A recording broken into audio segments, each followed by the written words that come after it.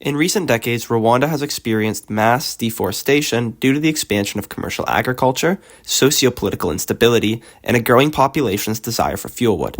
The release of carbon dioxide, loss of biodiversity, and erosion of soil has had grave consequences on Rwandan communities, smallholder farms, and the animals that live within these forests. Deforestation in Rwanda reached what the United Nations Food and Agriculture Organization described in 2010 as a critical tipping point, when 40% of Rwanda's cultivated land was at risk of severe erosion. Rwanda is also home to half of the world's mountain gorillas, a species that has been greatly threatened by this habitat destruction. Lions, African wild dogs, and vultures are similarly affected by mass habitat ruination. In 2004, when faced with the damage to smallholder farmer livelihoods and the possibilities of species extinction, Rwanda launched an updated national forestry policy, which oversaw the restoration to 2 million hectares of deforested land. This goal was met in 2018 and continues today. Rwanda's reforestation policy solutions attack the incremental effects of climate change while improving agricultural productivity, increasing rural incomes, and reducing the vulnerability of endangered species. The reforestation solutions of Rwanda create a country more resilient to climate change and transform them into a leader of the battle against the climate crisis.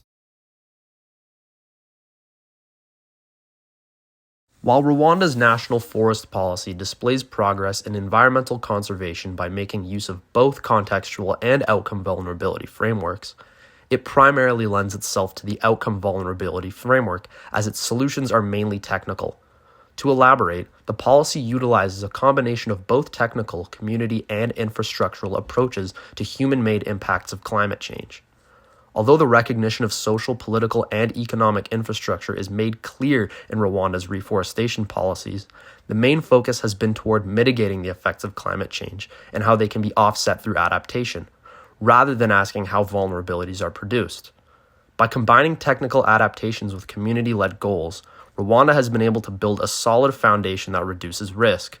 However, there still remains a need for solutions that specifically target structural inequalities that are exacerbated by climate change. In a 2024 study done by Maurice Muga-Bonwin-Dekwe et al., they concluded that tree-dominated ecosystems are crucial for climate change adaptation, especially in the context of Rwanda's agricultural sector.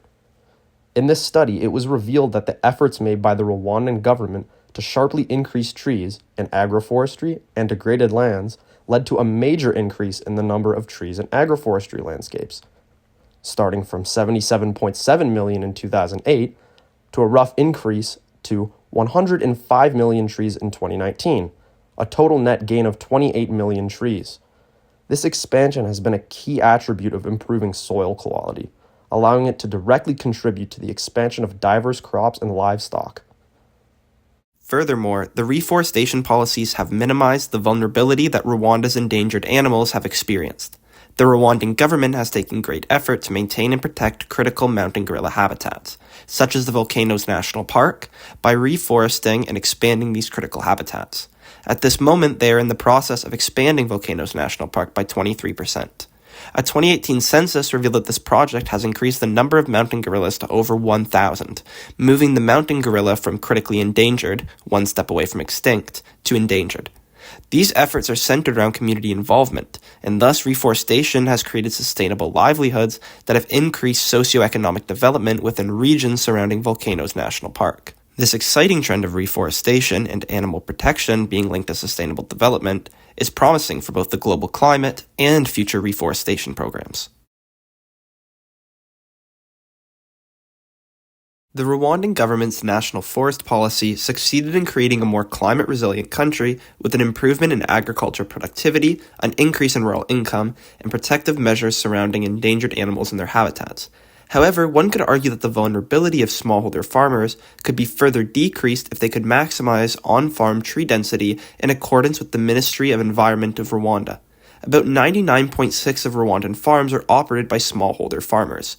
Mugabo recommends that these farmers plant trees on their plots at a greater density and harvest these trees for their own personal usage. This would grow the agricultural industry within Rwanda, provide farmers with an additional source of income and renewable fuel, and allow the government to cut less into their federal forests and reserves. This would further improve the soil quality and therefore the vegetation production of these family-utilized land plots. The creation of dense tree planting farmland, estimated at 10% of a smallholder farm plot, would decrease the country's carbon output and create more independently sustainable farms. The Rwandan government should invest in giving farmers subsidies and support for matching the recommended density of planted trees each year. Moving forward, while Rwanda's national forest policy has made significant development in adapting to the effects of climate change, a strong recommendation for the Rwandan government would be to prioritize inclusivity of marginalized groups. Although initiatives like Sunkasa with their gender-responsive approach represent a step towards building resilience, they often operate separately from the government and do not accurately reflect national policies, leading to a lack of support and consideration for structural reforms. In order to drive lasting change, policy aims must address forms of power imbalances rather than shifting the concentration of responsibility. A recommendation for Rwanda's reforestation initiatives would be to shift from gender-responsive policies to gender-transformative policies. As defined by Andrea Collins, gender responsiveness aims to meet the needs of men and women, and while this is necessary in the context of development, it effectively fails to examine and change gender norms, roles, and power imbalances.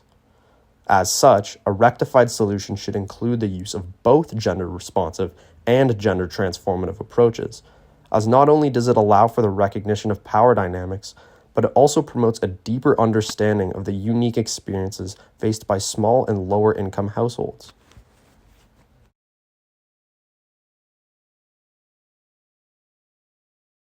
Overall, Rwanda has made significant efforts in addressing the impacts of climate change. By restoring degraded forests through initiatives such as the Sunkasa Project and the protection measures of Volcanoes National Park, Rwanda has begun to build an infrastructure that strengthens environmental sustainability and protects its endangered species. While these strategies do have the potential to build resilience, they operate within an outcome vulnerability framework that primarily focuses on technical solutions. Furthermore, despite the benefits of a gender-responsive approach, this solution often neglects the root causes of vulnerability. By combining a gender-transformative approach with the use of a contextual vulnerability framework, Rwanda has the potential to further improve its resilience to the effects of climate change.